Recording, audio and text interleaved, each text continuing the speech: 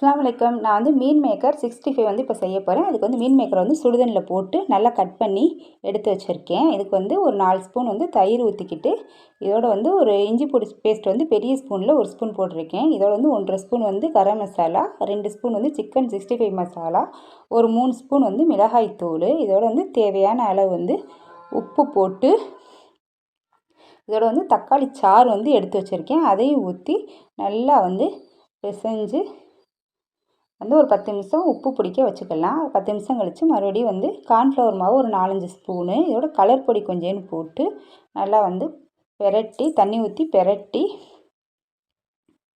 ஊற வச்சுக்கலாம். நல்லா ஊறினாதே நல்லா சாஃப்டாக இருக்கும்.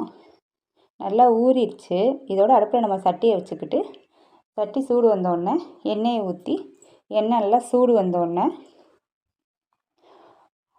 நம்ம மீன் மேக்கரை ஒன்று ஒன்றா எடுத்து போட்டு நல்லா ஃபுல் தீயிலே வச்சுக்கலாம்.